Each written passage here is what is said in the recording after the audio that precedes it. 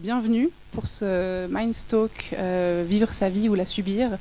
Je commence par un petit mot un peu technique. Donc, comme vous l'avez vu, on a 2 caméras dans le fond. L'événement est entièrement filmé. Il est aussi rediffusé en live actuellement sur Facebook Live. Donc, il y a des personnes qui peuvent nous suivre sur Internet en ce moment même. Peut-être si des personnes ici, donc les caméras sont vraiment dans l'autre sens, mais s'il y a des personnes ici qui ne souhaitent pas apparaître, il y a aussi quelqu'un qui va passer prendre des photos, peut-être juste le signaler, et puis comme ça on vous enlèvera des photos finales. Donc n'hésitez pas à venir nous dire, peut-être que la personne responsable des photos lève la main, juste pour savoir à qui il faut venir s'adresser. Voilà. Pour ne pas figurer sur les photos si vous ne le souhaitez pas. Voilà, donc bienvenue à toutes et à tous ce soir pour ce Mindstalk. C'est donc notre 4e édition de ces talks qui sont des événements qui ont été imaginés par notre association, donc Minds, pour questionner ce qui fait une santé mentale, une population en bonne santé mentale, qui y contribue, comment, et puis qu'est-ce qu'il y a à voir finalement, quels sont les facteurs de cette santé mentale dans la population. Donc on a cette 4e édition aujourd'hui en partenariat avec Après-GE, à qui je donnerai la parole tout à l'heure pour présenter la Chambre de l'économie sociale et solidaire, et pourquoi on a ce partenariat aujourd'hui avec eux. Donc on a questionné aujourd'hui, donc vivre sa vie ou la subir, est-ce que vivre dans une société riche, est-ce que vivre dans un pays riche rend heureux, rend heureuse? C'est la question qu'on pose ce soir. C'est une question qui est assez vaste évidemment. Notre but, c'est de questionner un peu pourquoi dans un pays, dans cette société ici à Genève ou en Suisse, où on est quand même dans un pays assez matériellement riche, avancé, qui se porte plutôt bien, où on a des services disponibles, des infrastructures, quelque chose qui fonctionne relativement bien de manière générale. Comment ça se fait qu'ici, on est encore 1 personne sur 4 en Suisse qui souffre actuellement d'un problème de santé mentale? On questionne ce lien-là parce qu'on sait, donc ça c'est la notion de la promotion de la santé mentale qui est la mission de Minds.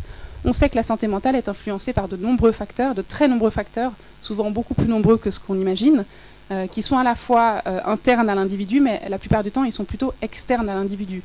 Donc ce sont des facteurs à un niveau plutôt sociétal qui peuvent être voilà, la société dans laquelle on vit, la manière dont on gagne sa vie, la manière dont on va travailler, la manière dont on se forme, ou est-ce qu'on est formé, ou est-ce qu'on a un travail, comment est-ce qu'on se loge, comment est-ce qu'on maintient, comment est-ce qu'on a des liens sociaux avec les personnes autour de nous, comment est-ce qu'on vit dans un quartier, dans un milieu social, avec des liens familiaux, etc. Tout ça, ce sont des facteurs qui ont une influence sur la santé mentale. Et on les questionne aujourd'hui avec cette grande question, est-ce que la façon dont on vit ici est favorable à la santé mentale? Donc on a 2 intervenants, 2 invités ici ce soir pour tenter d'y répondre avec nous, qui sont donc Mathilde Bourrier, qui est sociologue spécialisée dans la sociologie des organisations et du travail, et Christophe Vunant, qui est cofondateur de Après-GE, donc la Chambre de l'économie sociale et solidaire, et ex-directeur de l'entreprise sociale Réalise. C'est donc une thématique qui ne va pas toute seule. C'est-à-dire que ce talk, en fait, ce n'est pas seulement un talk, il y a tout un dossier informatif que vous pouvez retrouver sur notre site internet, donc minds-ge.ch, sur lequel on questionne ces facteurs-là de manière plus large, et dans lequel vous pouvez retrouver cette question, en fait, des tentatives de réponse à cette question, est-ce qu'on est seul responsable de notre santé mentale? Et on explique un peu voilà, tous les liens entre tous ces facteurs que je mentionnais, donc notre revenu, notre formation, notre travail, notre logement, nos liens sociaux, avec aussi ce prisme actuel qui est la pandémie, qui a changé beaucoup de choses dans ces facteurs-là aussi, notre façon de travailler, notre façon d'habiter, notre façon de vivre, de consommer, etc. Et puis vous pouvez retrouver voilà, un début de réponse à cette question-là, avec entre autres voilà, des témoignages de personnes qui nous expliquent comment c'est pour elles, des chiffres liés justement avec la pandémie, mais pas seulement, et une infographie justement qui présente un peu le rôle et l'interaction de tous ces facteurs que je mentionnais juste avant. Voilà, ça c'est pour un peu l'introduction sur Minds et puis cette soirée-là et dans quoi ça s'inscrit. Je vais peut-être juste maintenant laisser à Caroline Pifaretti, qui anime la soirée avec moi ce soir, la possibilité de présenter après GE et puis les motivations de ce partenariat. Merci Anne-Marie.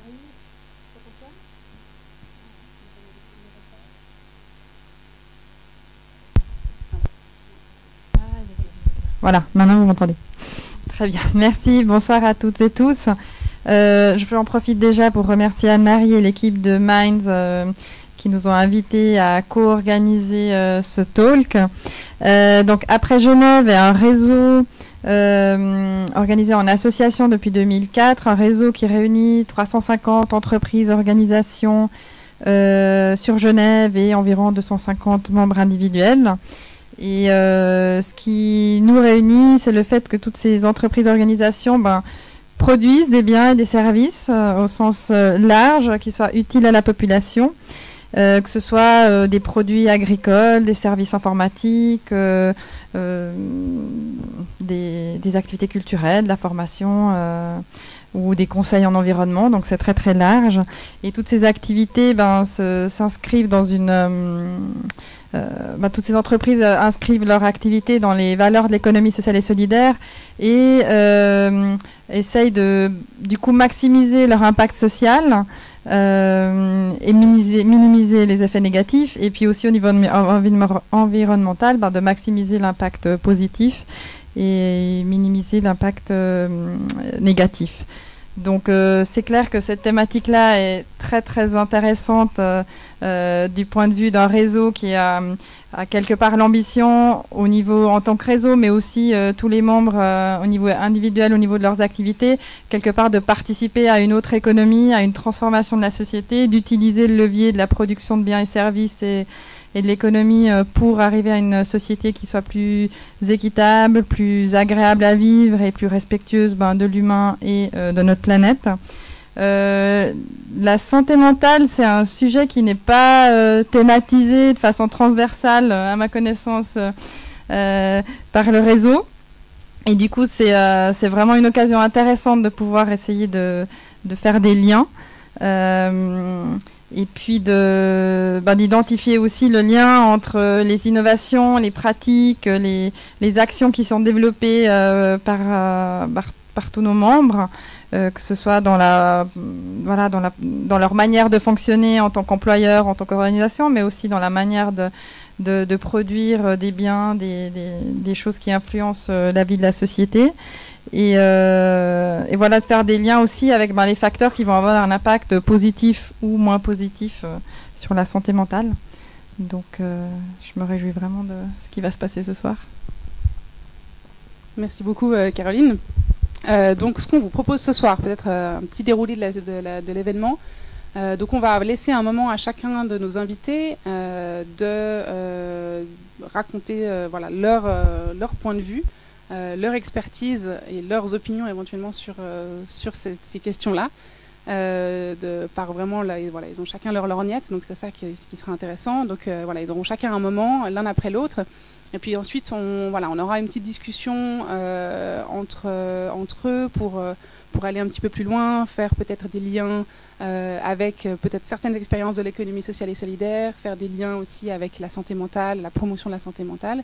Et puis, pour la dernière partie de ce talk, on ouvrira les questions au public, y compris au public qui nous regarde sur Facebook Live, puisque il y a une possibilité d'interaction à ce niveau-là. Un petit détail technique, c'est qu'on n'a pas pu, pour des raisons sanitaires, proposer un micro pour le public, évidemment, parce que ce n'était pas possible de se le passer de personne en personne.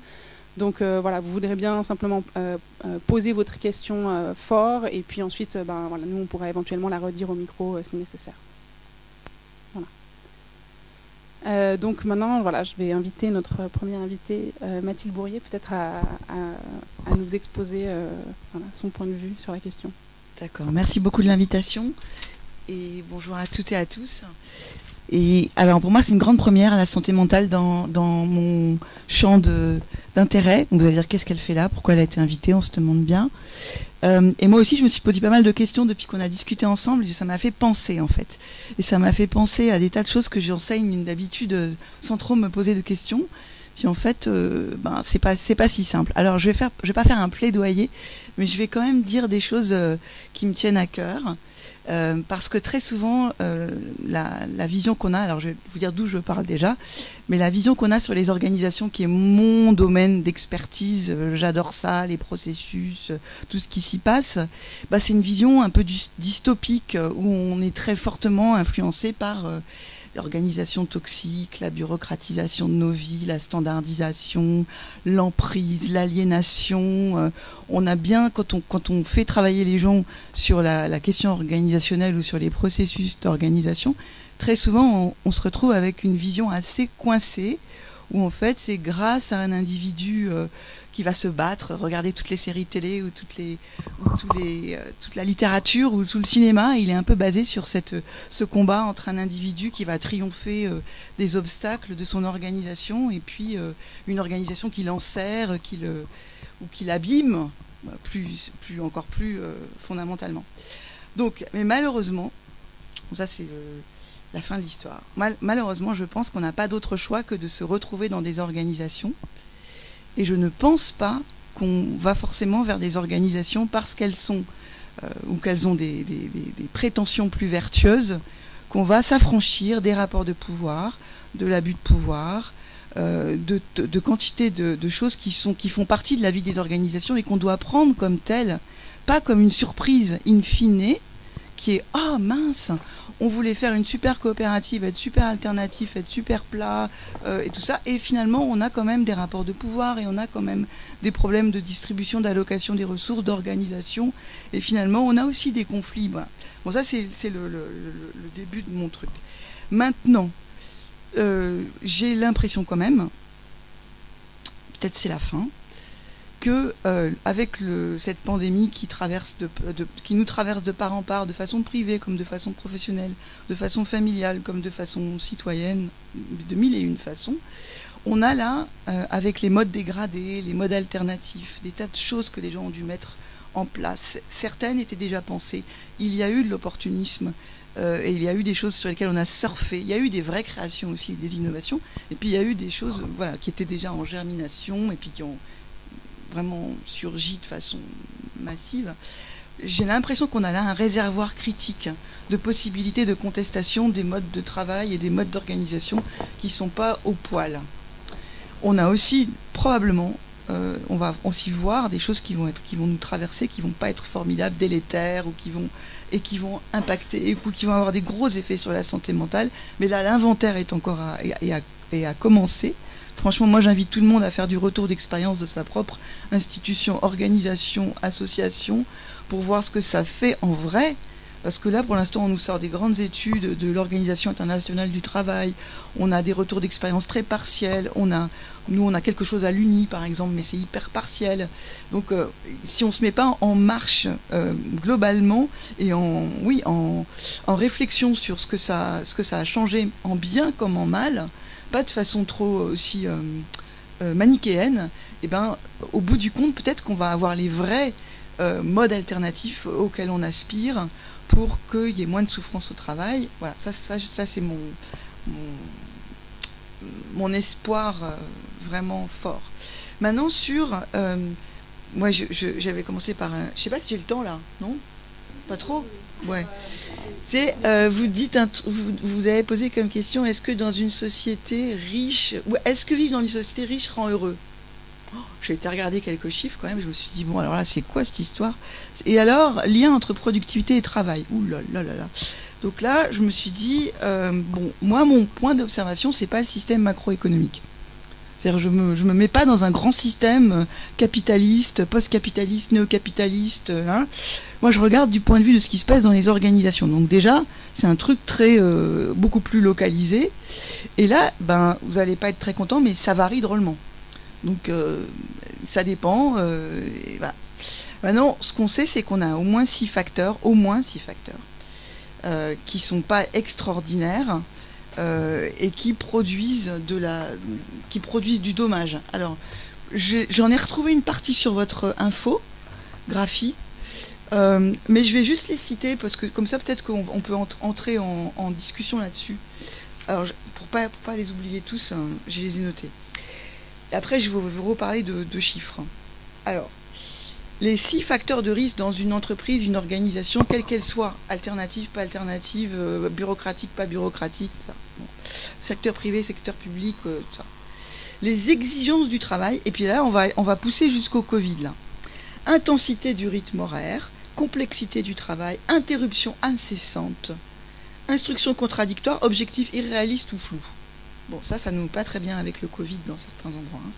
Les exigences émotionnelles liées à la nécessité de façonner ou de composer un personnage, ou devoir être souriant, devoir être empathique, devoir être dans la consolation. On sait tout ça pour les métiers du care depuis très très longtemps, depuis le métier de l'hôpital, tous les métiers au guichet, comme on dit dans l'administration. Voilà, on n'est pas tellement bien non plus pour le Covid. Hein. Le manque d'autonomie et l'insuffisance de marge de manœuvre, de la participation aux décisions, notamment en cas de crise, qui force à se réorganiser. Et là, les femmes sont le plus souvent confrontées au manque d'autonomie dans leur travail, donc ont moins de ressources pour pouvoir réorienter le bateau quand il faut le réorienter. Ça ne nous met pas bien non plus par rapport à ce qu'on a vu avec le Covid.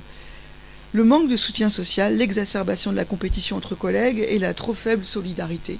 Je vais revenir peut-être en fin de piste sur la solidarité au travail et peut-être sur ce qui se passe avec le travail à distance. Bon, je fais l'incise tout de suite avec cette génération aussi de gens qui font l'expérience du travail à distance. Beaucoup de mes étudiants ont fait des stages à distance cette année. Et donc même à l'ONU, même partout, on étudie la possibilité de ne pas avoir de stagiaires en vrai, qui viendraient vraiment, et qui resteraient, puisqu'ils ne sont pas payés, qui resteraient à domicile. Comme ça, quelle expérience de la solidarité, de l'entraide, de la confrontation, si on est dans sa boîte, dans sa lucarne. Parce que le travail fait souffrir, l'organisation, on a vu, peut être toxique, mais c'est là qu'on fait aussi l'expérience de la solidarité du collectif et de la confrontation de points de vue. Donc, je me pose la question vraiment à long terme, si c'est quelque chose qu'on peut particulièrement recommander, surtout à des jeunes pour lesquels c'est le premier moment de prise finalement en main de ce que c'est qu'une expérience de travail. Les conflits de valeurs, incompatibilité entre le but, les effets ou les méthodes de travail avec les convictions de la collaboratrice ou du collaborateur. Bon, ça on connaît depuis longtemps, mais c'est là que vous connaissez ce slogan de Google qui a été si critiqué, Don't be evil. Ok, donc comment on fait pour être dans une entreprise, et c'est ce que tous les étudiants ne parlent que de ça. On a vu pendant des années cette responsabilité sociale des entreprises. Bon, est-ce que toutes les organisations qui sont sous ce registre sont particulièrement bonnes pour leurs salariés? Pas certain. À voir, à expérimenter. Là aussi, il n'y a pas de réponse, à mon avis, unique. L'insécurité au travail et de l'emploi, peur de perte de l'emploi, baisse de revenus, déclassement, crainte sur l'avenir du métier, de la profession ou des conditions d'exercice du travail. Et là, ça percute de plein fouet des tonnes de professions en ce moment qui sont complètement bouleversées par l'emploi du numérique, en particulier à haute dose. Donc pas seulement le télétravail de 3 jours par semaine, oui déjà c'est déjà un grand bouleversement dans beaucoup de cas, mais passer par des plateformes numériques pour travailler, je pense aux interprètes de conférences parce que j'ai eu l'occasion de voir de près cette profession-là, ne plus être dans le booth avec quelqu'un qui peut éventuellement prendre la main si on ne sait pas très bien. Bon, il y a énormément de métiers qui sont percutés de plein fouet et ça crée énormément d'anxiété à voir ce que ça va donner à long terme. Alors, société riche, société heureuse. Alors, j'ai regardé. On a 10,6% de la population de l'Union européenne qui se sent épuisée. Ok, c'est des chiffres de 2015. Les pays où on travaille le plus, avec une population active la plus nombreuse, dont fait partie la Suisse. Mais la Suisse se situe pas forcément très bien sur cet indice. Donc, un volume de population dite active la plus élevée, c'est les pays scandinaves, les Pays-Bas, le Danemark et la Suisse, hein, avec des aménagements de taux de travail très élevés. Pour les Pays-Bas, on le sait pour la Norvège, la Scandinavie, vous savez sûrement tout ça aussi. C'est là où on éprouve le moins de burn-out et c'est les sociétés parmi les plus riches d'Europe. Ok. La position intermédiaire de la Suisse, fort burn-out en France, qui est aussi riche, en Pologne et en Turquie. Donc les pays où il y a énormément de burn-out, c'est France, Pologne, Turquie, position intermédiaire de la Suisse, position plus favorable des pays scandinaves et des Pays-Bas. En Suisse, vous avez mentionné le quart. Et alors, dans le monde professionnel, il y a une augmentation de 2012 à 2017. C'est les chiffres, les derniers que j'avais. C'est 21% maintenant des gens qui déclarent qu'ils sont stressés au boulot, indépendamment du sexe. C'est plus fort chez les moins de 30 ans. Alors, ça revient à mon commentaire sur les jeunes qui commencent avec des jobs à distance, où on est passé en l'espace de 5 ans de 19 à 25%, et c'est plus fort. Et ça, on le mentionnait déjà, et on le sait depuis de nombreuses années, dans le secteur social et la santé, qui sont les secteurs les plus touchés par le burn-out. Voilà. Alors, un certain nombre de questions qui nous résistent. Dans ce cas-là, parlons de design organisationnel ou parlons de les bâtir différemment si on sait qu'elles font souffrir. Alors là, on n'est pas très bien, parce qu'en fait, on a deux injonctions. La première, c'est on sait très bien que ce qui marche le mieux, c'est de délocaliser la prise de décision tout près de là où les problèmes se posent. D'accord. Dans l'idée, ça paraît super. Et en même temps, ce qui marche encore mieux, c'est si le top assume toutes les décisions, même celles qui seraient pas terribles. Là, on est moins bien. Donc, on a deux trucs contradictoires qu'il faut réaliser là, je te parle de façon hyper générale, hein, mais une grande décentralisation au plus près des problèmes et en même temps un top ou mettons une hiérarchie, qu'on la veuille le plus aplatie possible, bref, mais qui prend finalement la main quand si ça se passe pas très bien et qui ne blâme pas tout en bas. Et ça, là-dessus, on fait aucun progrès. Donc cette culture du blâme, cette culture des échelons inférieurs, elle demeure. Alors je dis pas qu'il faut s'exonérer de responsabilité, c'est pas du tout ce que je suis en train de dire. Mais disons, cette espèce de double discours qu'il faut tenir, ou en tout cas de double injonction à tenir, dans les faits, on voit qu'elle n'est pas beaucoup réalisée, pas suffisamment. Alors comment les transformer, les réformer? Je termine juste là-dessus. Vous avez tous entendu parler du New Public Management pour ce qui concerne le service public.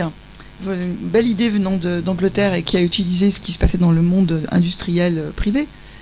Bon, on sait aujourd'hui que le but, c'était un but tout à fait légitime et tout à fait chouette, ce qui est à dire que des entreprises publiques trop bureaucratisées ne délivraient pas le service qui était attendu, et donc il y avait toute cette critique des citoyens en disant ça a pas, on n'en a pas pour notre argent. Ok, donc ce New Public Management, maintenant on sait en faire l'analyse. Et ça a amené tous les mots d'une culture du chiffre, d'une culture de la performance, d'une espèce d'indicateur permanent de tout. Bon. Donc ça n'a pas porté les fruits escomptés, y compris dans le résultat, en fait. Donc cette espèce de réforme de la fonction publique à l'aide du New Public Management, on sait que ça n'a pas bien fonctionné.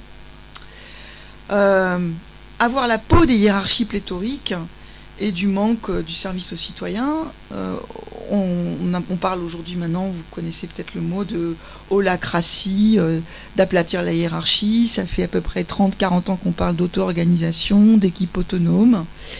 Alors je corrige tout de suite avec ça juste derrière, qui est l'énorme contradiction. C'est quoi avoir la peau de l'autonomie, enfin plutôt avoir la peau de la hiérarchie si on fait de l'autonomie dans le désert et si on n'est plus reconnu et si on est tout seul dans son coin, et si finalement on n'a pas aussi une sorte de quelqu'un qui regarde ce qu'on fait un peu, et où on a la visibilité du travail est très importante aussi.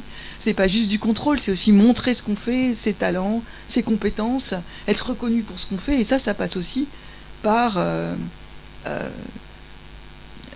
une expression de... On peut pas le faire juste parfois entre pairs. C'est pas si évident à organiser. Félicité diverse avec la RSE transforme-t-elle l'expérience au travail des salariés à tout coup? On sait que non maintenant. Et donc j'en termine par, moi, mon espoir, c'est ces organisations alternatives qui viendraient de modes dégradés qu'on expérimente en ce moment. Et donc aujourd'hui, c'est une formidable ouverture, je pense, pour redéfinir le cadre, pour redéfinir des modes de fonctionnement et pour finalement être très abrasif, probablement, sur des choses qui ont été bouleversées et à raison et qu'on devrait conserver. Peut-être que toutes ces réunions auxquelles on allait, elles étaient très emmerdantes, donc c'est pas mal d'en faire une partie que en Zoom et en étant un peu distrait. Peut-être qu'au contraire, il faut maintenir certaines choses et on sait maintenant mieux pourquoi on tenait à certaines activités collectives. Et on a du monde dans nos cours, par exemple, à croire qu'on aurait manqué aux étudiants, peut-être, on ne sait pas. Enfin, on se fait tous cette réflexion. Donc voilà, donc moi, j'ai pas de réponse toute faite à vivre dans une société riche rend-il heureux. Il y a des sociétés riches où apparemment on est plus heureux qu'ici. Et c'est beaucoup lié au travail. Donc oui, c'est vrai que de se focaliser sur le travail, les organisations et l'expérience que nous faisons tous des organisations, de la naissance à la mort, est un très bon prisme pour attaquer la santé mentale. On y passe beaucoup de temps et puis on y contribue beaucoup et on a raison de ne pas lâcher le morceau. Et donc si on n'est pas trop psychopathologue du travail, et qu'on est plus du côté du sociologue des organisations qui conserve beaucoup d'agentivité à l'acteur et qui n'est pas aussi déterministe que d'autres types de sociologie, et ben le combat, il est là où on est. Il n'est pas... voilà, c'est ma conclusion. Merci de l'invitation. Voilà, est-ce qu'on m'entend? Voilà. Désolée pour l'horreur de ce Larsen abominable. Merci beaucoup Mathilde Bourrier pour cet exposé ponctué par comme ça une sorte de grande exclamation. On va passer directement à Christophe Dunant sans pause et puis ensuite on interagira sur la base de vos deux exposés. On va faire ça sans Larsen, désinfection du micro. Ah ouais. Si j'ouvre l'autre, ça va, c'est reparti pour voilà. Respecte les principes. Ouais, voilà. Mesdames et messieurs, merci pour l'invitation. En fait, j'en ai mis un peu beaucoup, donc voilà. Vous avez un micro absolument désinfecté qui marche et qui ne fait pas de Larsen. Donc, je disais merci pour l'invitation. Donc, je vais avoir un propos qui est d'abord un propos de quelqu'un qui travaille sur le terrain. Ça fait une trentaine d'années que je fais des erreurs de management au quotidien, mais je ne suis pas du tout un spécialiste de ces questions de santé mentale. Mais ayant accumulé beaucoup d'erreurs, eh bien, ça donne un peu d'expérience, un peu de recul. J'adhère depuis longtemps aux thèses des spécialistes de la promotion de la santé sur cette question des déterminants sociaux environnementaux, comme quoi, effectivement, si une grande partie de ce sur quoi on peut agir est largement liée à des questions aussi de situations d'inégalité sociale, d'environnement, mais en même temps, je pense qu'on a aussi des choses à faire dans les organisations, et là, je vais rejoindre Madame Bourrier, et c'est de ça dont j'aimerais vous parler, échanger quelques mots ce soir. Il se trouve un peu par hasard que j'avais participé à un programme de planification sanitaire il y a un certain nombre d'années à Genève, et qu'un des outputs avait été de travailler sur le modèle de Karadzek. Karadzek était une grosse recherche américaine sur une méta-recherche sur les déterminants de la santé, notamment en entreprise, et qui avait modélisé à l'américaine un peu ces questions-là. Et à l'époque, je me dis, tiens, ça semble intéressant ce modèle, parce que ça, d'une base de réflexion, il fallait qu'on développe notre organisation. À l'époque, Réalise avait la moitié de la taille actuelle, il n'y avait que 50 collaborateurs, aujourd'hui on est à peu près 100 salariés plus 150 personnes en formation, donc c'est une assez grosse organisation.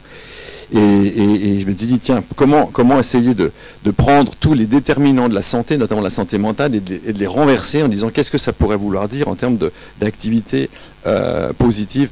Et par exemple, très tôt, on a essayé de travailler sur la question de l'autonomie, mais la question du soutien, la question des conditions de travail et de la reconnaissance, par exemple l'introduction d'un congé paternité de 6 semaines il y a déjà 15 ans, le soutien à la formation continue pour favoriser le développement des individus et d'avoir un certain sens, la formation à la communication non violente, un travail sur la gouvernance, etc. Et donc moi, on a testé ces éléments-là et ce que j'aimerais partager avec vous ce soir, c'est que je pense que l'économie sociale et solidaire, hein, qui est ce réseau dans lequel Réalise s'inscrit, a un potentiel énorme pour assurer des conditions de travail favorables à la santé en général et à la santé mentale en particulier, ou peut-être pour rendre heureux, je n'oserais pas dire ça, mais... Hein. Donc il y a un potentiel, mais que ce potentiel n'est que très partiellement réalisé pour toute une série de freins, des freins internes et des freins externes. Et je vais essayer de vous l'illustrer par un certain nombre d'éléments. On l'a vu tout à l'heure, Madame Brouillet l'a rappelé, un élément très important par rapport à un des déterminants de la satisfaction et du bien-être en entreprise, c'est la question de la finalité, de l'organisation.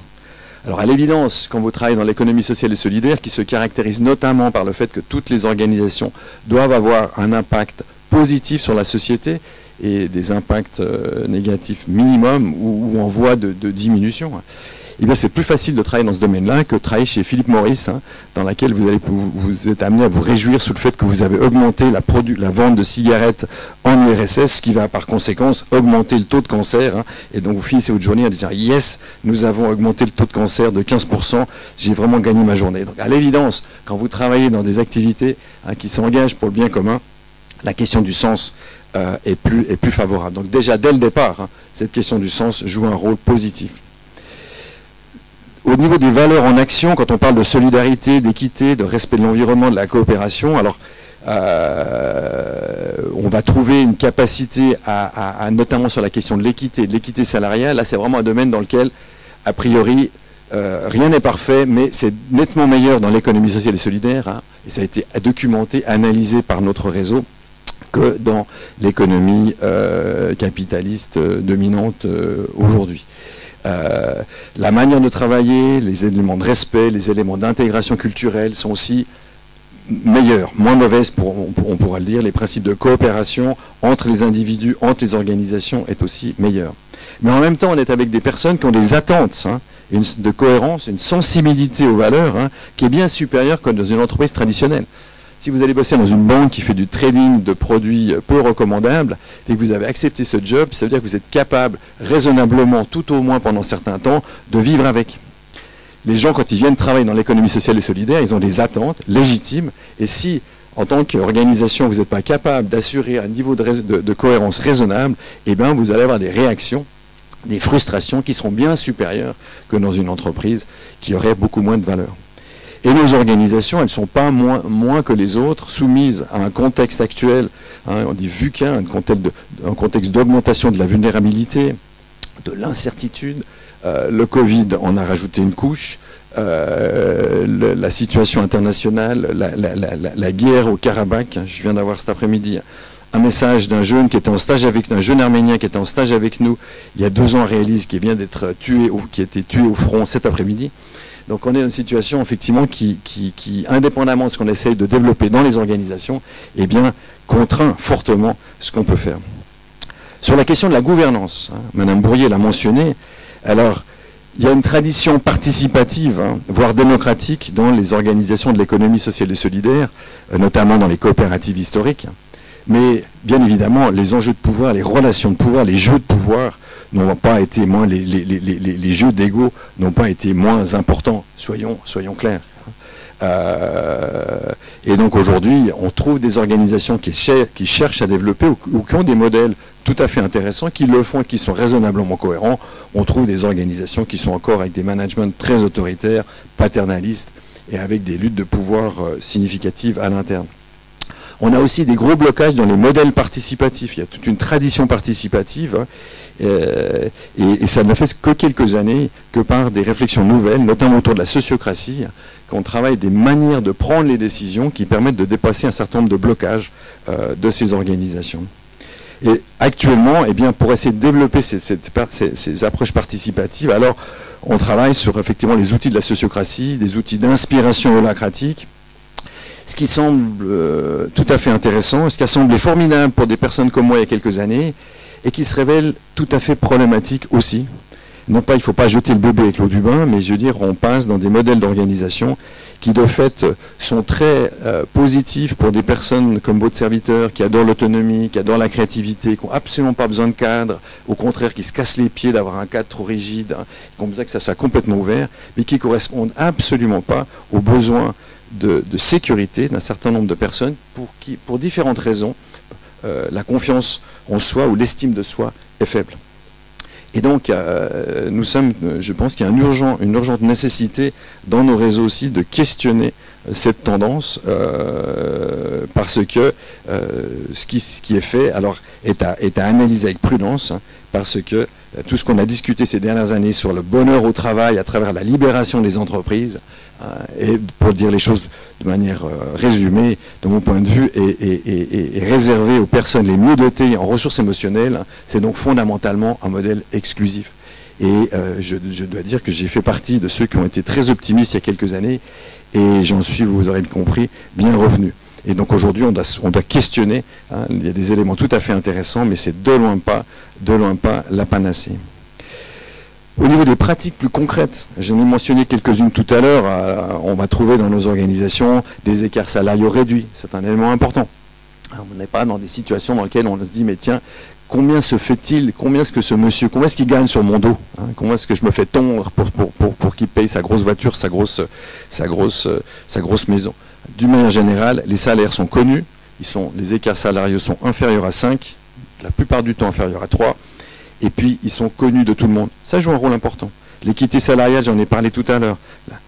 La question de la bienveillance et de la solidarité interne, c'est jamais parfait, mais a priori, il y a une intention, il y a un engagement, et il y a beaucoup d'organisations qui travaillent pour essayer de s'améliorer, passer d'une logique ressources humaines à une logique relations humaines. Mais le chemin est encore assez long. Le principe de l'autonomie aussi est généralement assez fortement discuté dans nos organisations, mais est-ce que le soutien est toujours suffisant? Question.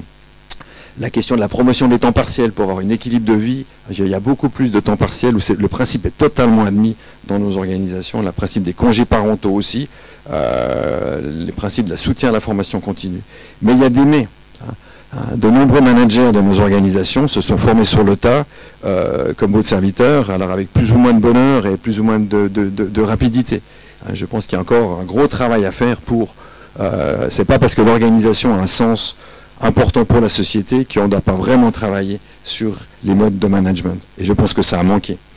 Il y a aussi des fois des salaires et des temps partiels qui sont plus subis que voulus, par manque de financement, notamment je pense à certains de nos membres qui fournissent des prestations pour la collectivité. Il y a aussi des fois des salaires qui sont relativement modestes. Voilà, ça c'était quelques points. Donc je me dirais en conclusion que, comme je l'ai dit en introduction, je pense que l'économie sociale et solidaire, elle a un potentiel pour permettre des conditions de travail plus favorables à la santé en général, à la santé mentale, hein, mais qui est là en particulier, mais que ce potentiel est encore loin d'être pleinement valorisé. Nous sommes convaincus, et ça c'est la vocation de l'économie sociale et solidaire, ce n'est pas d'être la voiture-balai du capitalisme, hein, mais c'est de s'engager, d'être un acteur, d'être des pionniers de la transition. La vision qu'on développe, c'est que une société en transition, et quand la transition, le résultat de cette transition doit être une société et une économie notamment beaucoup plus inclusive. Nous sommes convaincus du côté insoutenable de la situation actuelle, quoi. Et donc on a cette vision de participer à cette transformation. Est-ce qu'on y arrivera ou pas? On le verra. Hein. Mais c'est cette perspective-là. Et donc je pense qu'aujourd'hui, cette transition ne dépend que partiellement de la croissance de l'économie sociale et solidaire, pour autant qu'elle soit encore capable de s'améliorer, comme je le mentionnais tout à l'heure. Je l'ai dit, les conditions cadres ne sont pas favorables. L'ESS n'est pas une bulle, hein, elle est pleinement encastrée dans l'économie actuelle, largement sauvage. La situation est en train de se péjorer, hein, qu'à voir aussi ce qui se discute dans les élections américaines. C'est quand même relativement difficile de rester optimiste sur la qualité des relations humaines, la capacité d'un certain nombre de populations, hein, comme la population américaine, à prendre des décisions en direction de cette transition que nous jugeons absolument nécessaire. Et donc, je dirais, avec un un ton qui vous allait peut-être sembler pessimiste, c'est que je commence vraiment des fois à me questionner sur cette capacité à volontairement être capable, en tant que société, et si nous n'avons pas de choix, une capacité limitée dans des choix individuels, une responsabilité limitée au niveau des individus sur notre gestion de notre santé mentale, nous avons certainement une responsabilité collective sur cette question de cette transition qui doit nous amener vers une économie capable d'être soutenable au plan écologique et beaucoup plus inclusive. Est-ce qu'on va y arriver par cet engagement? Faudra-t-il un collapse majeur? Faut-il que le Covid soit qu'un précurseur, soit le prologue d'un effondrement beaucoup plus important pour que nous soyons capables de tirer les conclusions et de reconstruire autre chose? Je ne sais pas. C'est un peu comme ça que la question que je me pose aujourd'hui. Donc entre optimisme par cette expérience, on a fait la démonstration qu'on peut mieux faire. À défaut d'être parfait, on peut beaucoup mieux faire. Est-ce qu'on sera capable de continuer à améliorer ce qu'on a fait depuis 30, 40 ans dans l'économie sociale et solidaire? Et est-ce que le reste des citoyens s'engagera pour cette transition qui sera de toute façon difficile, avec des risques de casse sociale considérables? Eh bien, la question est relativement ouverte et on pourra en discuter par la suite.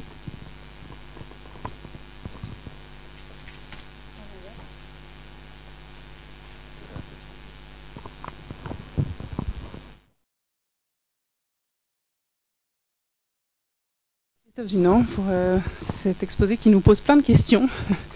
Alors entre nos deux invités et leur point de vue, leurs chiffres et leurs expériences, je pense moi j'ai vraiment un milliard de questions, j'imagine que vous aussi. On y passera. Moi, il y a une chose qui m'a frappée dans ce que vous avez dit, Christophe Dunant. Vous parliez du sens qu'on met dans le travail et le sens qu'il y a dans l'employeur, en fait, dans l'entreprise ou l'organisation dans laquelle on travaille, et que c'est plus facile de se sentir bien quand on travaille chez un employeur dont la mission a du sens. C'est-à-dire que c'est plus facile de travailler pour une entreprise sociale que pour un fabricant de tabac, par exemple. Moi, je dirais qu'on peut questionner ça. Peut-être que ça dépend aussi de l'intention, des priorités de la personne. Il y a peut-être des personnes pour qui, simplement, le travail est un moyen de gagner de l'argent. Et puis ensuite, on s'épanouit, on fait des choses qui nous rendent heureux en dehors du travail.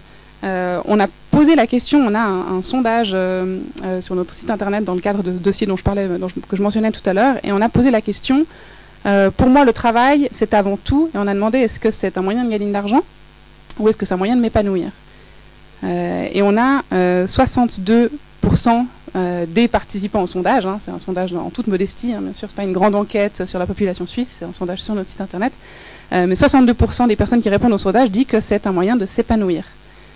Du coup, qu'est-ce que ça veut dire selon vous? Est-ce qu'on met trop de poids, en fait, d'enjeux dans le travail? Est-ce qu'on a l'impression que c'est censé justement nous épanouir, nous apporter justement cette stabilité, ce bonheur peut-être, cette santé mentale? Et est-ce que finalement on n'est pas déçu parce que peut-être le travail reste le travail et que finalement on ferait mieux de chercher l'épanouissement à côté?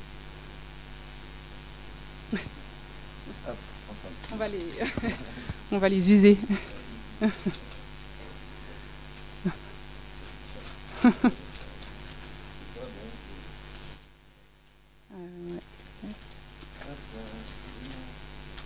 Ça fait du suspense. Je viens d'avoir des petites filles qui m'a obligé de revenir sur la question des lingettes. Vous voyez que le nouveau grand-père n'est pas encore au taf. Excusez-moi. Alors, bien évidemment que la question de la raison d'être et la question finalement des valeurs, elle est fortement individuelle. Je veux dire. On voit des gens qui adorent jouer au Monopoly et qui sont des traders qui s'éclatent. Et on n'a pas forcément de jugement à porter par rapport à ça.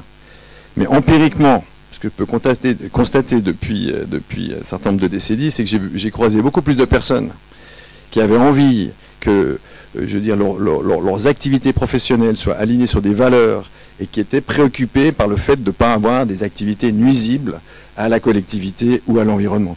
Et donc, je pense que, je ne sais pas s'il y a des études sociologiques qui permettent de mesurer ça, mais empiriquement, en tout cas, j'ai constaté que c'était beaucoup plus souvent le cas. On a beaucoup moins de traders, de joueurs de Monopoly, que de personnes qui ont beaucoup moins de joueurs de Monopoly que de gens qui cherchent à donner un certain sens par un impact plus positif. Ce que je vois aussi, c'est qu'avec mes étudiants de la Haute École de Gestion, ils se conditionnent complètement à l'économie telle qu'elle est.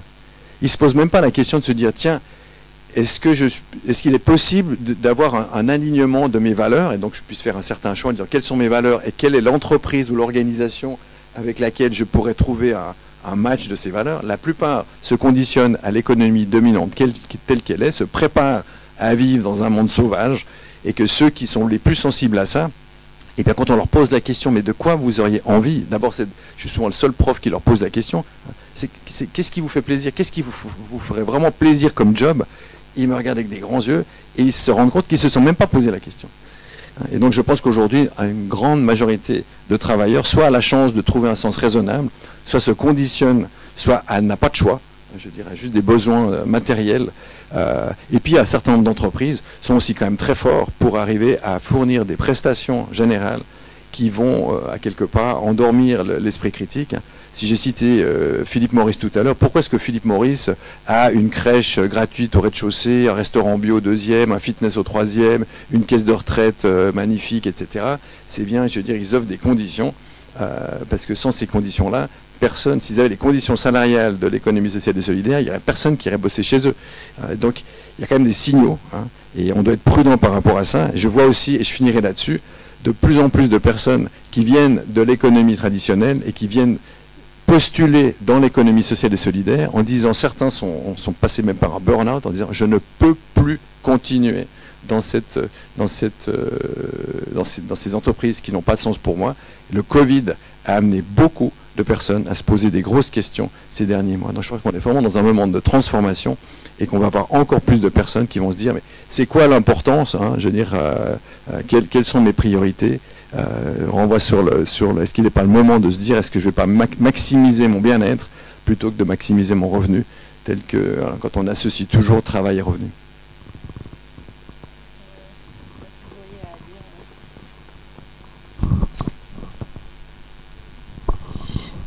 Alors, justement, l'exemple de Philip Morris, et j'allais prendre l'exemple des hôpitaux. Il me semble que là, on a un grand sens au travail. A priori, les soignants, ils mettent beaucoup de sens dans ce qu'ils font. Et malheureusement, c'est aussi là qu'on a le plus de burn-out et le plus de souffrance. Donc, je ne pense pas que le sens au travail suffise, ni Philip Morris, c'est l'extrême, mais je pense qu'il y a des tas d'endroits qui ne sont pas... J'ai pas fait un plaidoyer contre les entreprises sociales et solidaires, c'était pas ça mon point, mais c'était de dire que même dans l'alternative, il y avait aussi des difficultés et qu'il fallait peut-être aussi revenir à un discours mainstream, c'est-à-dire la plupart d'entre nous, je sais pas si l'UNIGE, c'est une entreprise solidaire et on essaye, mais... 2-3 trucs moins flagrants, quoi. Bon, donc et pourtant on a, je pense, des gens qui travaillent là. Je vais parler de ce que je connais, qui ont énormément de sens au travail, dans ce qu'ils font. Donc, je crois pas qu'on peut dire. Il y a des endroits où il y a du sens au travail, il y a des endroits où il y en a pas. Là, on souffre moins. Moi, ce que je vois, c'est je fais pas tellement cette. J'ai commencé mon travail sur des centrales nucléaires. On peut dire que là, pour la planète, tout ça, bon, les gens avaient énormément de sens au travail. Ils avaient l'impression d'être extrêmement précautionneux. Ils voulaient surtout pas qu'il y ait d'accidents, tout ça. Donc, je me méfie beaucoup de ce que ça veut dire que le sens, et le sens aussi, chacun l'a investi. Là où je vous rejoins, c'est qu'effectivement la question, elle est fortement reliée à quand même la capacité qu'on a à être heureux dans un métier, dans une profession. Mais je fais une petite incidente avec David Graeber qui est mort là le mois passé, sur les bullshit jobs ou sur les boulots de merde, comme il dit, qui seraient pas utiles socialement. Là aussi, je me méfie un tout petit peu, même si ça a permis de démarrer une conversation, comment dire en anglais, sur au fond, est-ce que on a besoin de tout ça? Est-ce que toutes ces fonctions sont utiles? Voilà. Et il a tout un discours sur les boulots essentiels. Et si vous réécoutez des choses qu'il avait dites avant même le Covid, la question le Covid a brutalement reposé la question de mais c'est quoi? C'est quoi les boulots essentiels? C'est quoi les gens qui sont au front? Qu'est-ce que c'est qu'être au front? Et on sait, les 4 fonctions régaliennes de l'État, c'est nourrir, protéger, éduquer, soigner. C'est ces 4 fonctions-là qui se sont retrouvées complètement sur le devant de la scène. Donc, moi, je mets du bémol sur le sens au travail. Je pense qu'il y a des traders qui s'éclatent aussi. Je pense qu'il y a des banquiers qui ont envie aussi de faire évoluer, par exemple, des fonds d'investissement verts. On a bien besoin d'eux. Et ils sont dans des banques traditionnelles. Donc, voilà, moi, je raffine. Enfin, c'est pas que je raffinerai, mais disons, je ne pense pas après. Je crois qu'il faut qu'on transforme depuis là où on est et de tout ce que ça a charrié. Et c'est pas forcément satisfaisant. Alors maintenant, les étudiants, moi c'est tout l'inverse. On va vers la révolution. On sent qu'il y a un bouillonnement incroyable, quoi. Et le Covid a encore plus attisé ça. Certains peut-être vont rester cosy dans le truc, mais il y a il y a du sport en ce moment. Donc bon, on est en sociologie, donc peut-être c'est un peu plus difficile, mais disons je sens beaucoup de questionnements sociétaux forts, mais très très forts à plein de niveaux, plein de niveaux.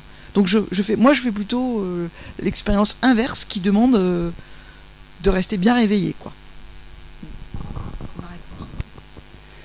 Vous parlez des HUG, de ces domaines de travail où il y a énormément de poids aussi, parce que en fait, il y a une grosse charge de travail, donc où il y a beaucoup d'exigences, et justement le sens est aussi tellement lourd, donc la responsabilité est tellement lourde que ça pèse forcément. On sait, hein, on a un peu regardé justement sur qu'est-ce qui faisait... On a toujours un peu l'impression, enfin, on voit le travail toujours comme soit un facteur de risque, soit un facteur de protection. Donc on sait qu'à la fois travailler dans des conditions comme ça est un risque pour la santé mentale, et on sait à la fois qu'avoir un travail est protecteur pour la santé mentale. Donc à un moment donné, voilà, il y a quand même un équilibre à trouver. Comment on fait pour avoir le meilleur des deux mondes, je dirais. Ce qu'on sait pour que le travail soit protecteur, c'est que il y a des choses que l'employeur peut mettre en place pour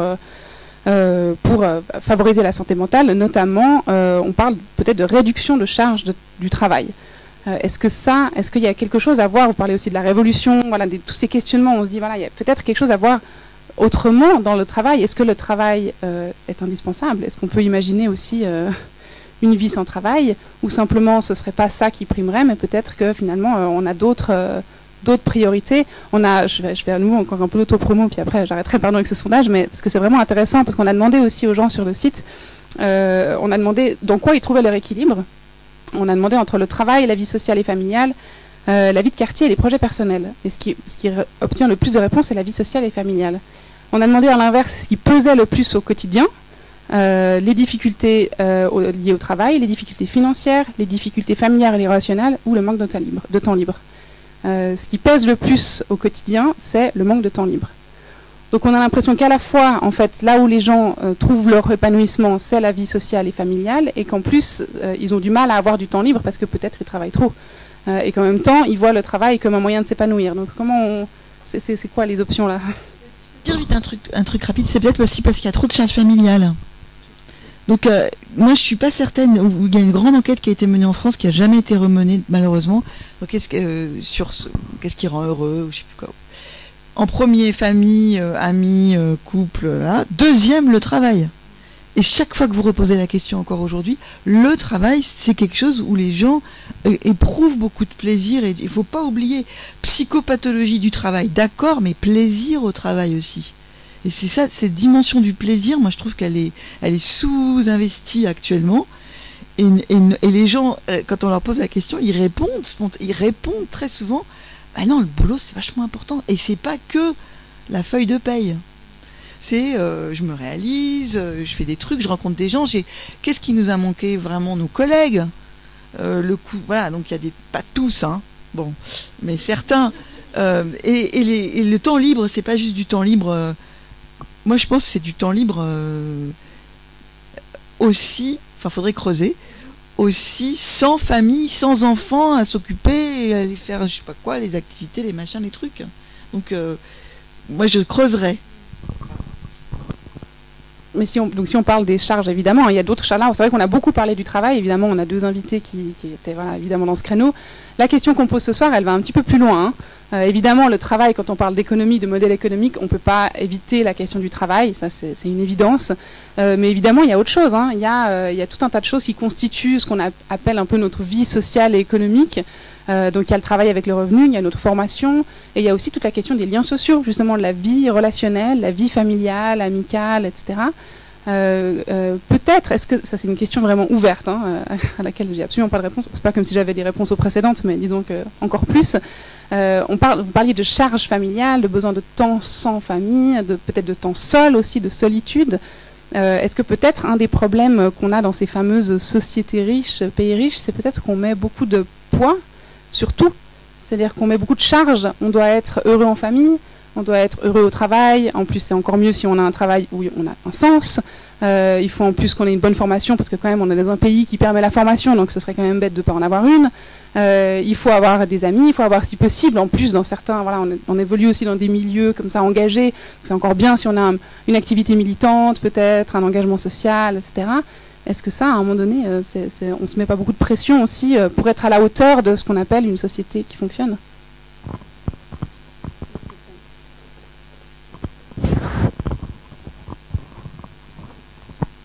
Je réponds à deux niveaux. Par rapport à les éléments de court terme, je pense qu'il y a une expression qu'il faut vraiment qu'on creuse, c'est la question de la charge mentale. Toute l'organisation du travail est basée, notamment la rémunération du travail, sa reconnaissance, est basée sur des principes de responsabilité divers, mais qui de plus en plus on peut avoir, je pense, avec la charge mentale. Et la charge mentale professionnelle, à laquelle s'additionne effectivement la charge mentale privée, etc. etc. Et je pense que certains d'ailleurs qui travaillent sur des nouveaux systèmes de rémunération cherchent à essayer de valoriser, de mieux évaluer la charge mentale pour mieux la gérer et pour mieux la rémunérer. Je pense que là, sur le court terme, il y a une piste intéressante dans les organisations. Mais de manière plus générale, de toute façon, mon point de vue, c'est que la vie qu'on mène, alors qu'on soit dans l'économie sociale et solidaire, qui est qu'une petite partie de l'économie dominante, ou dans l'économie plus mainstream, ce modèle n'est absolument pas durable, je veux dire.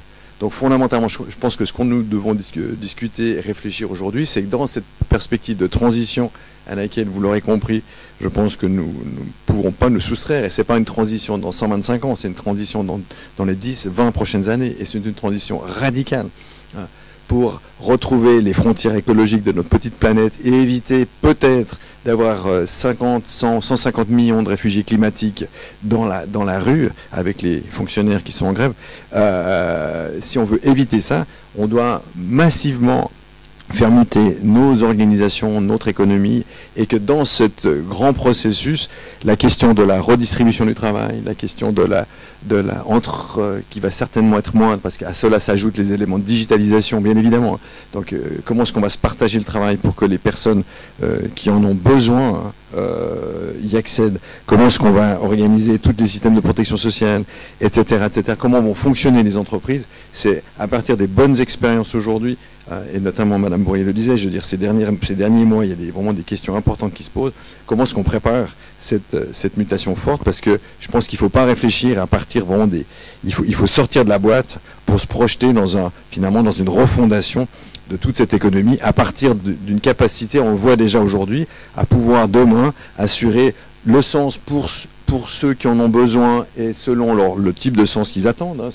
La question d'équité, la question de la solidarité, la question de la charge de travail, on l'a vu, tous ces déterminants, tous ces éléments qui font qu'on arrive à survivre dans ce monde-là, et bien qu'on puisse les revisiter, mais dans une organisation qui sera certainement fortement différente demain. Sinon, on va droit dans le mur. Voilà. Oui, mais en fait, voilà, moi, ça va un peu dans la direction qui a été abordée par Christophe. C'est vrai que là, on parle beaucoup du travail comme à la fois facteur de souffrance et facteur de bien-être et de réussite.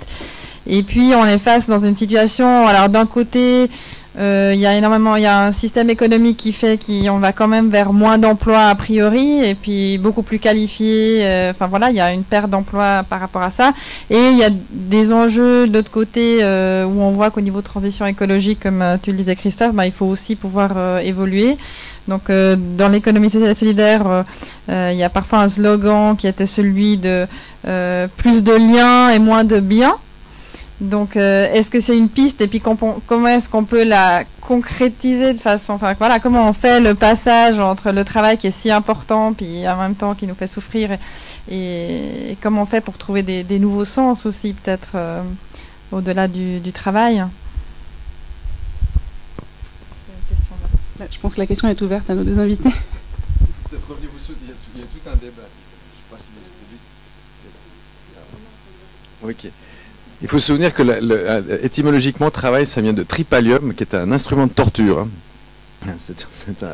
Des débats sur le travail, quel travail, l'avenir du travail, la fin du travail. Je veux dire, il y a toute une historique. Les Français ont particulièrement travaillé cette question-là, et je pense que c'est tout à fait intéressant. Donc, la question que tu poses ici, c'est vraiment de la remettre dans cette perspective sur le moyen terme. Je veux dire, on n'a pas de choix. Je pense que de réorganiser profondément la société et donc la place du travail. Et puis la notion de travail aussi, on l'a vu que selon les définitions, si demain par exemple on introduit un RBI, ce qui me semble personnellement incontournable, eh bien on aura un rapport à l'activité, on parlera peut-être plus d'activité, à quoi je m'engage, qu'est-ce que je fais dans ma communauté, puis il y aura peut-être une partie qui sera rémunérée de manière traditionnelle, une partie qui sera troquée avec mon voisin parce que j'aurai quelques légumes de trop de mon potager, et on va, je pense, trouver un entremêlé de travail salarié, de travail indépendant, de troc, de système d'échange, etc., etc. Et in fine, certainement, une quantité de travail, on met dans le sens traditionnel travail salarié, qui sera bien moindre que ce qu'on fait aujourd'hui, parce qu'effectivement, les signaux montrent que la quantité de travail sera moindre et que fondamentalement, si nous voulons réduire notre impact écologique, je veux dire, nous devons réduire notre production, réduire notre consommation, et donc fondamentalement, je veux dire, on ne voit pas comment ça peut se faire avec des niveaux de production et de consommation tels qu'on a aujourd'hui. Donc c'est aussi en même temps une perspective tout à fait positive, hein, je pense, mais ça peut sembler assez théorique dans la situation très concrète que nous vivons ces derniers mois. J'ai envie de répondre un peu différemment à votre question. Moi, j'ai l'impression que les tâches sont tellement immenses de tout ce qu'il faut réorganiser, tout ce qu'il faut réfléchir, les produits qu'il faut créer, et que je ne vois pas le boulot diminuer. Et d'ailleurs, si on demande aux gens s'ils ont moins travaillé pendant le confinement, ils répondent dans beaucoup de cas, ils ont énormément travaillé. Donc, je ne vois pas, moi, qu'on va réduire. J'ai l'impression qu'on va au contraire, si on se met tous au travail, parce que je ne crois pas que ça va suffire. Finalement, moi je suis toute partante pour des circuits courts et toutes ces choses-là. Mais je pense que ça ne va pas suffire, je crois. Pour la transition qu'il faut faire pour 2030, 2050, ça ne va pas être assez. Donc en gros, pour baisser les émissions, il faudrait fermer l'aéroport de Genève. Bon, clairement, on ne va pas aller là-dedans, d'après ce que je comprends. Garder juste Zurich. Donc il va falloir on a besoin de l'intelligence de tout le monde pour trouver quelque chose d'alternatif. Mais je ne crois pas que ça va être venir de l'extérieur et que ça va être un modèle qu'on va appliquer. Je crois que c'est tous qui devons, depuis là où on est, et donc c'est moins révolutionnaire, c'est sans doute moins sexy que de dire, au fond, et que ça ne va pas être seulement l'individu au travail, mais c'est des politiques publiques, et j'aime bien le cadre dans lequel vous placez tout ça. C'est des politiques industrielles, c'est des politiques nationales, internationales, c'est les chaînes de valeur à recomposer. Et donc, on voit bien qu'une partie nous dépasse. On ne va pas se mettre autour d'une table à faire de la chaîne de valeur, là. Enfin, on pourrait, mais enfin bon. Peut-être, ouais. Mais que dans nos propres périmètres d'intervention, où on est quand même bien au courant de comment ça se passe, là, je crois qu'il faut vraiment qu'on agisse fort. Et qu'on n'attende pas, et que du coup, voilà. Moi, je suis plutôt hyper optimiste. Je pense qu'effectivement, on est dans une transition.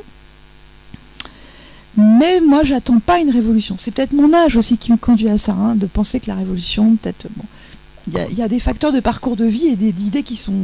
Mais je sais pas, je suis pas certaine. Voilà. Donc, décroissance, peut-être. Moins de travail, sûrement pas. Plus d'idées à échanger, oui. Des formations à toutes changer, oui. des aides à la prise de décision, à la sociocratie, comment aller plus vite sur certains trucs et aller vite au but, être plus à la jugulaire, être plus, dire plus carrément les trucs, oui. Tout ça, c'est des grands programmes de travail en fait. C'est pas des trucs en l'air et c'est très incarné. Donc moi j'ai beaucoup d'espoir en fait, beaucoup plus qu'avant. Donc, et pas que de l'espoir, je dirais que je trouve que je vois plus de prise aussi. Je vois plus de choses.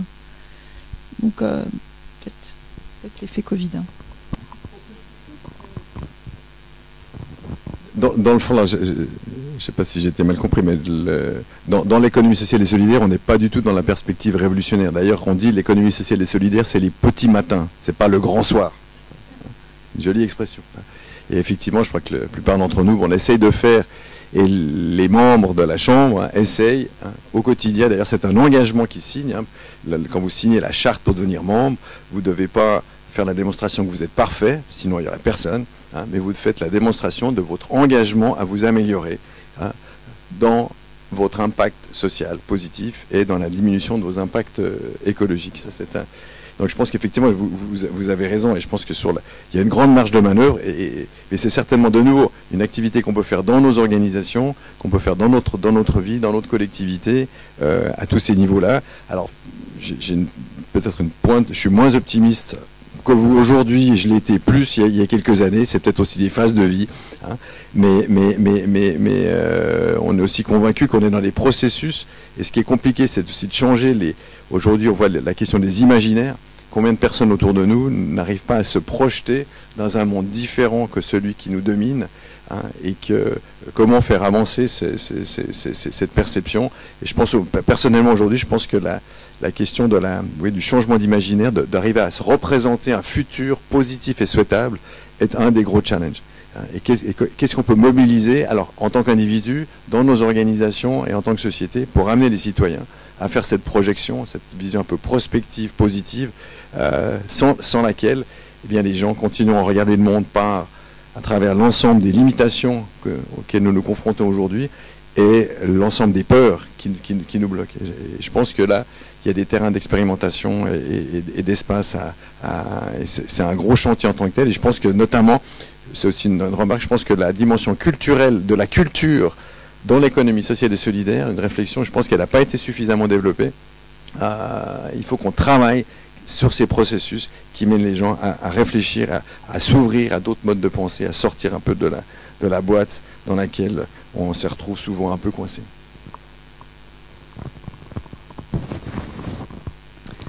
Merci beaucoup pour ce début de débat déjà bien fourni.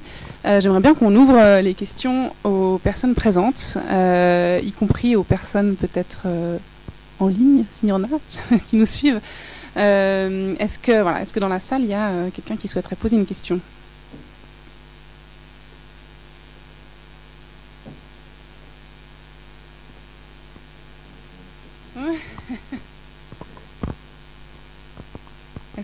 Est-ce qu'il y a des interactions en ligne qui arrivent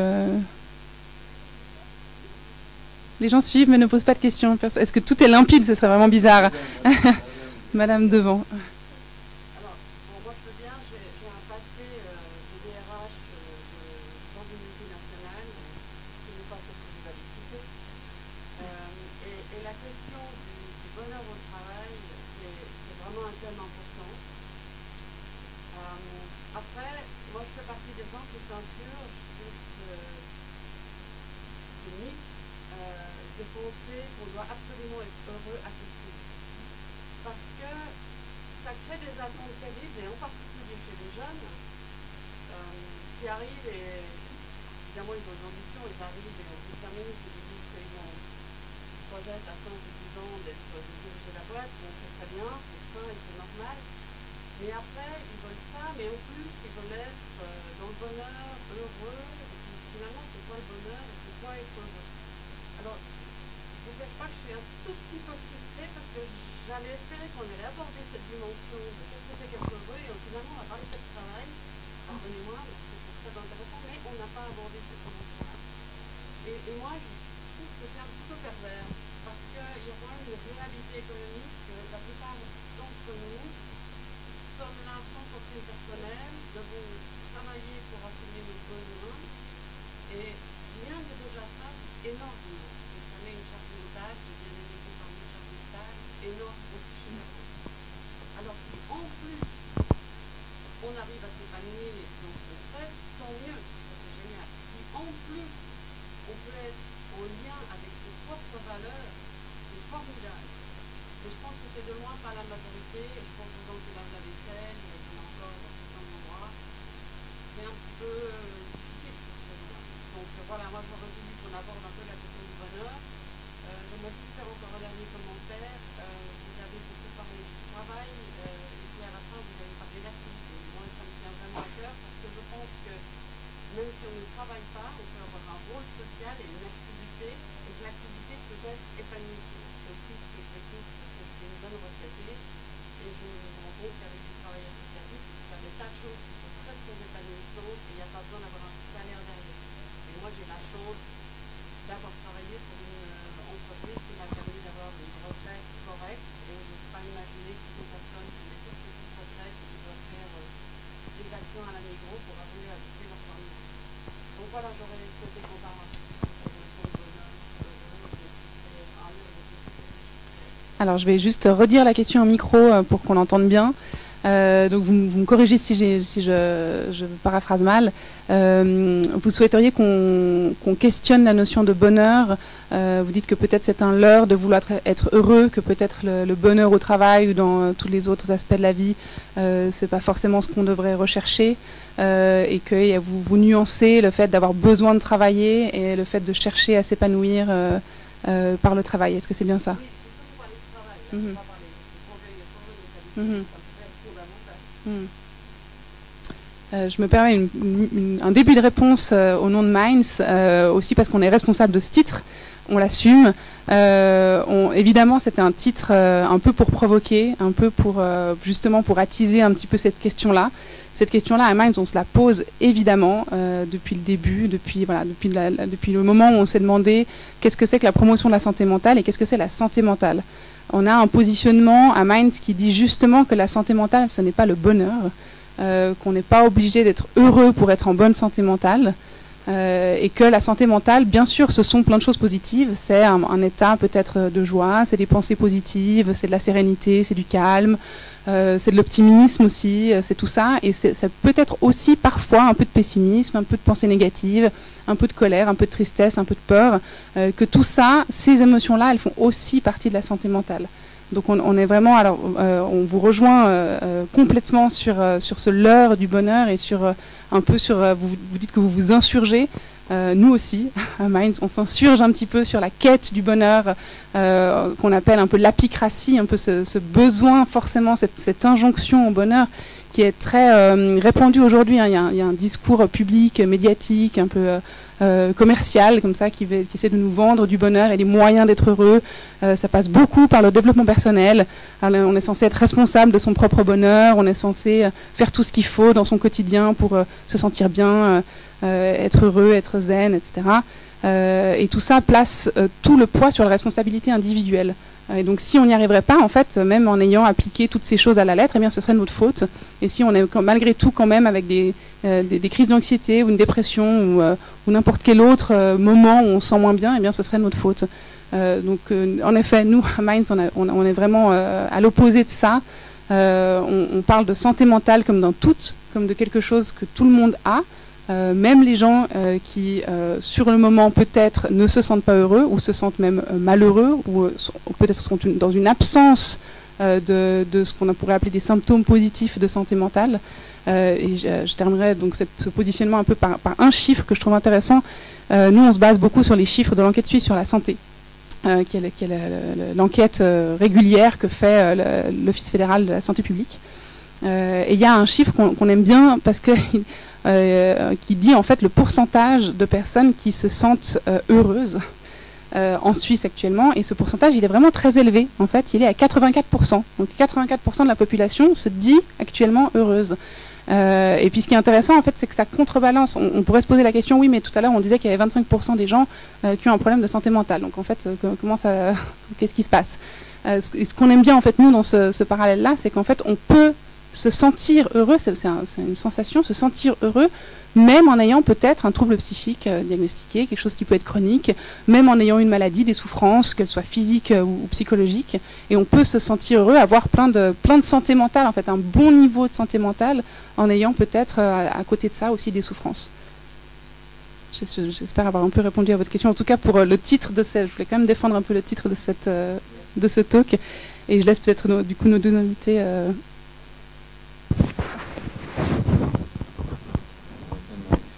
Je pense qu'il n'y a bien évidemment pas de réponse à la question de qu'est-ce qui rend heureux, c'est très personnel, mais je me rends compte qu'on en parle très peu. Moi, je pose régulièrement la question à mes étudiants, ils me prennent pour un dingue.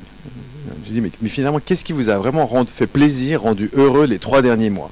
Il y a bien évidemment des choses qu'on ne peut pas facilement partager, mais à part ces quelques particularités, j'ai toujours les mêmes réponses. Et je posais la même question, j'enseignais un temps à la Haute École de Travail Social, c'est un profil très différent de la Haute École de Gestion. C'est toujours la même réponse.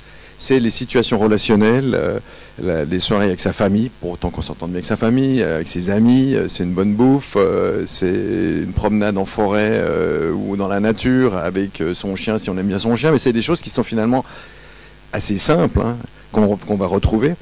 Et puis, mais on voit, moi je suis toujours surpris de voir à quel point peu de gens réfléchissent, se posent la question profondément en disant quelles sont les situations qui m'amènent effectivement à me sentir raisonnablement heureux. Hein. Et puis l'élément suivant, ce serait de dire mais comment je fais pour, individuellement avec ma famille, etc., maximiser ces situations-là. Très peu de gens réfléchissent comme ça. En tout cas, mes étudiants, très rarement, je veux dire, ils se conditionnent effectivement dans une vie de travail salarié avec toutes les contraintes que je mentionnais tout à l'heure, hein, à vivre dans ce monde sauvage, ils se blindent, ils sont en train de se mettre des protections pour se blinder, mais je me dis que tiens, il est peut-être grand temps que nous réfléchissions avec chacun nos besoins, nos attentes, hein, et en tout cas ce qui est certain, c'est qu'on n'a pas besoin du niveau de vie de la Suisse. J'ai eu la chance de vivre au Costa Rica, hein, qui est un pays dont le PIB est le quart de la Suisse et sur lequel les indices de développement humain sont aussi bons que la Suisse. Pourquoi? Parce qu'à la grande louche, eh bien, c'est un pays qui n'a pas d'armée, c'est un pays qui a un niveau d'éducation très élevé et qui a un système de santé qui marche très bien et dans lequel, par ailleurs, le climat général est effectivement plutôt favorable, quoi. Et donc c'est intéressant de voir que les gens du Costa Rica, avec un revenu moyen qui est le quart du Suisse moyen que je suis, semble avoir le niveau de bonheur ou d'indice de développement humain à peu près le même.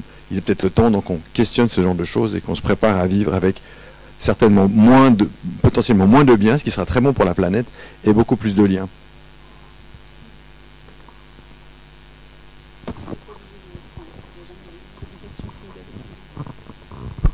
Moi, j'ai pas beaucoup de choses à dire sur le bonheur. Je dois le dire très honnêtement. Donc, ça traverse pas. Dans mes enquêtes, c'est vrai que la question du bonheur est peu souvent abordée, mais parce que je le fais pas non plus spontanément. J'ai l'impression que le sociologue est moins légitime à parler de ça, parce qu'il faudrait que ça s'incarne dans des pratiques. Le sociologue, il est bon quand les choses sont dans les pratiques. Sinon, allons voir les philosophes. Et là, c'est d'autres types de questionnements sur le sens de la vie. Et voilà. Peut-être que c'est... Voilà. Je suis moins... Je vais pas vous dire là de... Voilà, je suis plus en retrait sur ces questions-là. Ou alors, si spontanément les gens parlent de... Oh, ça, c'était extraordinaire. Mais souvent, c'est extraordinaire parce que il y a des choses concrètes derrière. Enfin, hein. Est-ce qu'il y a d'autres questions? Toujours pas. Oui.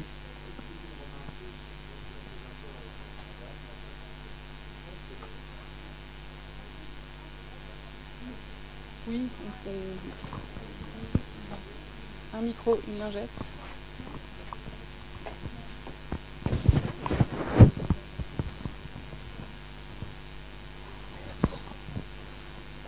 Merci de me donner la parole. En tout cas, moi, je suis très content d'être ici présent à vos côtés. C'est vraiment des questions de fond qui sont soulevées et vraiment, c'est un plaisir que je vous ai écouté. Et je voulais revenir sur ce que disait madame qui a travaillé dans le DRH. Je pense que la question du bonheur, il ne faut pas se la poser. À mon avis, je pense que le bonheur n'a pas sa place au travail. Et ce serait... Attendez, je m'explique, hein, parce que peut-être ça peut choquer, mais quand je dis qu'il n'y a pas sa place, bien sûr qu'il peut y avoir sa place. Mais je pense que le fait de vouloir avoir du bonheur au travail, déjà vous l'expliquez tout à l'heure, le mot travail déjà vient de l'esclavage. Enfin, déjà psychologiquement, c'est difficile d'avoir deux extrêmes et de trouver son bonheur, comme on dit. Et encore, le bonheur, c'est très subjectif. Donc on ne peut pas le faire pour tout le monde. Donc voilà, je pense que c'est une question, parce que moi aussi, je pense personnellement, comme chacun d'entre vous, se pose des questions aussi quand il va au travail et se demande, ben voilà, finalement, qu'est-ce qui me rend heureux? Et en réalité, je me rends compte que le travail, malgré que oui, on dit que oui, on se réalise et tout, c'est vrai, je me suis réalisé, j'avoue, bien sûr, mais est-ce que fondamentalement ça me rend heureux? Je ne pense pas, et c'est pas ça qui me rendra heureux, ça, j'en suis assez convaincu. Par contre, là où je suis convaincu, c'est de donner le sens à ma vie. D'accord? Et quel est le rapport que j'ai par rapport à mon travail? C'est-à-dire que le rapport, qu'est-ce qui m'amène, moi, le travail, dans la vision de ma vie, dans ce que je veux faire? Et là, je pense que la question, elle est un petit peu inversée, et on sépare un petit peu des problématiques, où des fois, on tourne un peu autour, on n'arrive pas à trouver de solution. Autre chose, et peut-être qu'on n'a pas mentionné ici, moi, je pense aussi, si vraiment on veut aborder ce thème de bonheur au travail, où que les employés s'épanouissent, il faut déjà peut-être revenir en arrière et voir l'éducation.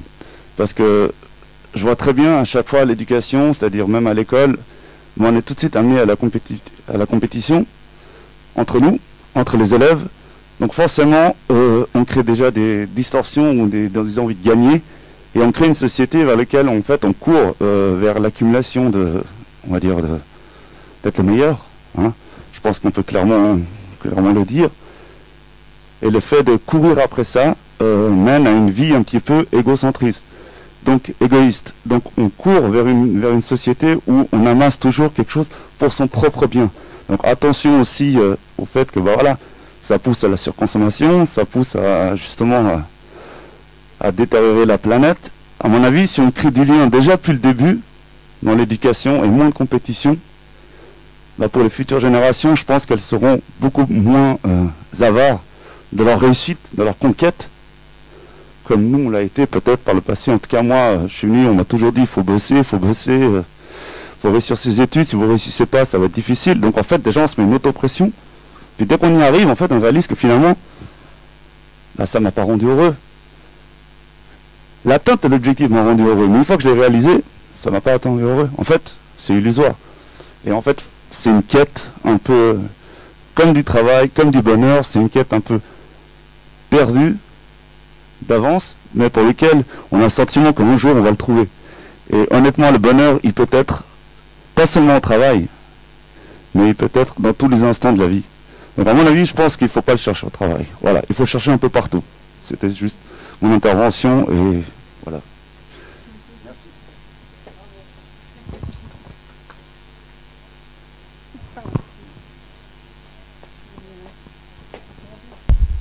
Non, je peux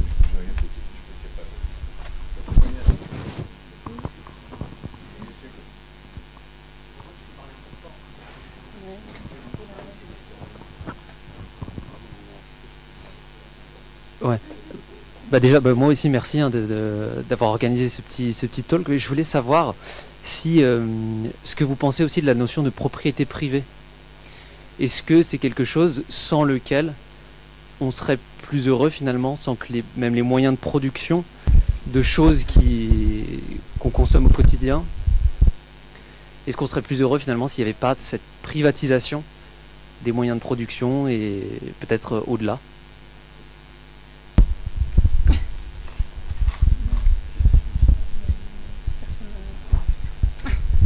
Je suis pas compétent pour... Il y a des grosses réflexions sur la question de la propriété. Il y a tout un... Et notamment en France, je veux dire, il y a des choses très intéressantes. Et je suis totalement incompétent pour parler de ça. Ce qu'on voit, c'est quand même que les modèles les modèles politiques qui ont cherché à supprimer la notion de propriété sont devenus des sociétés invivables. Et puis celles qui n'ont pas régulé la question de la propriété ou qui en ont fait un but en soi et la maximisation de la propriété et du profit sont devenues des sociétés insoutenables. Donc il va falloir passer à autre chose. Mais sur les questions de fond et la maîtrise théorique, moi je suis pas compétent. Mais il y a des questions, il y a un questionnement, il y a une réappropriation de ces questions qu'il est urgent de faire. Peut-être que c'est une notion, je reprends aussi peut-être la première question de Madame Devant qui parlait qui nuançait un peu la question de travail avec activité. Donc est-ce qu'on pourrait aussi, j'ai l'impression que c'est un peu lié quand même, il y a cette nuance qu'on peut faire entre quelque chose qui nous fait gagner quelque chose, que ce soit une possession, de l'argent, et puis quelque chose qui serait peut-être utile, ou simplement qui serait un apport, une contribution à une communauté, à un ensemble. Et peut-être que la nuance, elle est là, en fait. Est-ce que la révolution dont on parlait, ou est-ce que l'économie sociale et solidaire, à un moment donné, c'est peut-être aussi ça, on parlait de sens, de mission, d'utilité. Est-ce qu'il faudrait remplacer, en fait, simplement le travail, donc le salaire, les 8 heures par jour, par une activité, en fait, qui serait utile et qui apporterait autre chose que de la propriété ou de la possession ? Moi, je pense qu'il faut faire très attention à ne pas projeter, je veux dire, une vision théorique de la remise en question du travail. Robert Castel l'a magistralement démontré à la fin des années 90, avec la métamorphose de la question sociale. Si certains d'entre nous, bobos, avec plein d'activités, plein de sociaux, on peut se projeter en disant, tiens, mais pourquoi est-ce qu'on passerait pas à autre chose ? C'est des débats spécifiques où je travaille à réaliser à former, à développer des compétences de personnes qui n'ont pas d'emploi et qui sont en difficulté face à leur manque d'emploi. Ce qu'ils attendent, c'est pas une vision du travail renouvelé. Ils attendent un job, un salaire pour pouvoir vivre comme tout le monde. Et s'acheter une télé comme tout le monde et aujourd'hui encore souvent une voiture comme tout le monde. Et donc de commencer à dire oui mais vous allez vous épanouir, ça sera formidable parce que vous allez pouvoir être bénévole, etc. Non, je veux dire, qui sont les bénévoles, la majorité des bénévoles en Suisse, notamment ceux qui sont impliqués dans les comités. C'est nous. Les gens, on a déjà complètement surchargé de boulot et on est impliqué dans ces organisations. Les gens que je vois passer à Réalise, ils sont très peu, ils sont impliqués dans leur vie de quartier, un peu, mais très peu. Et quand ils n'ont pas de temps, je veux dire, on sait aussi que le loisir ou l'activité, l'engagement, c'est du temps qui est libéré sur le travail. Les gens qui n'ont pas de travail, n'ont pas d'emploi, ne se donnent pas la liberté de s'engager dans des activités bénévoles. Parce que c'est parce qu'on a travaillé qu'on a droit à des loisirs. Il y a toute une sociologie du loisir, je ne suis pas compétent, mais il y a je veux dire, c'est parce qu'on a des loisirs parce qu'on a travaillé, on peut s'engager dans la collectivité aussi parce qu'on a travaillé. Donc attention à ces projections, je pense qu'il est urgent de questionner ça, mais n'oublions pas les personnes pour qui c'est absolument central de leur vie, ils n'arrivent pas à imaginer fonctionner autrement. Et quelque part aujourd'hui, les seules personnes qui vivent raisonnablement heureux, avec toutes les limites du terme, sans travail salarié, c'est souvent les artistes, parce qu'ils se réalisent autrement. Les artistes qui n'ont pas beaucoup de succès, disons. Ceux qui ont du succès gagnent de l'argent, ils sont très peu, mais les artistes qui vivotent un peu, parce qu'ils existent en tant qu'artistes, et souvent ils ont un petit job à côté, un job alimentaire, mais c'est leur identité d'artiste qui les fait vivre. C'est les seuls qui arrivent à vivre avec peu de travail ou un travail tout à fait secondaire, comme exemple. Je suis tout à fait d'accord avec ça. Je pense qu'on projette et on a trop projeté sur des tonnes de choses très chouettes à côté et en oubliant que l'essentiel c'est quand même des fois de payer les bills, quoi. Donc ouais, je pense qu'il y a et du coup sur le bonheur et là tout ça, pas de réponse extraordinaire. Je vous propose qu'on conclue avec ces grandes questions qui étaient un peu les questions qu'on posait au début. On savait qu'on n'est pas surpris par ce qui sort et par un peu cette impuissance qu'on a quand même à répondre à cette question assez immense. Je conclurai peut-être en disant que voilà, on a parlé de bonheur, on a parlé de santé mentale. J'aimerais rappeler peut-être le message principal quand même de cet événement et puis de tout ce qui l'encadre aussi.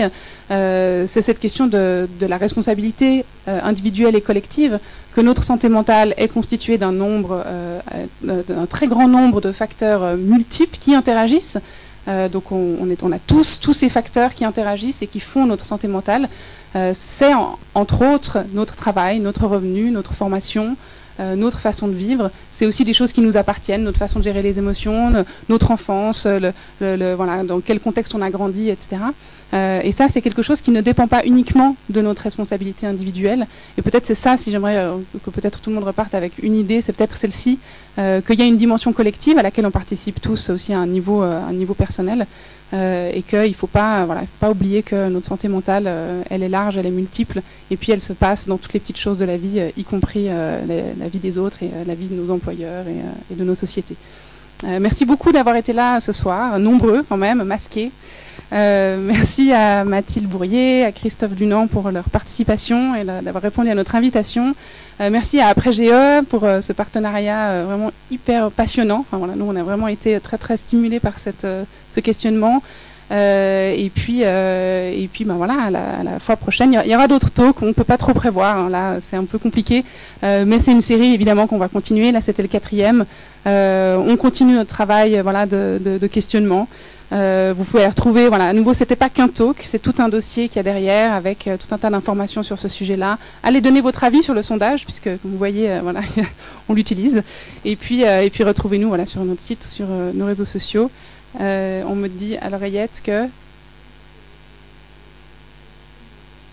Oui, merci. On vous propose justement, en parlant de sondage, on vous propose de peut-être répondre à 2-3 questions aussi à la suite de cette discussion-là maintenant. Si vous souhaitez donner votre avis, si vous souhaitez vous exprimer sur tout ce qu'on vient d'aborder, on vous propose un petit moment de questions-réponses au fond, je crois, de la salle. Et puis, ah oui, alors encore une précision, c'est que donc on avait prévu un apéritif, c'est toujours comme ça, les talks, on a un apéro à la fin du talk parce que voilà, on aime bien pouvoir continuer la discussion autour d'un verre ou de quelque chose à manger. Les circonstances ont un peu joué contre nous.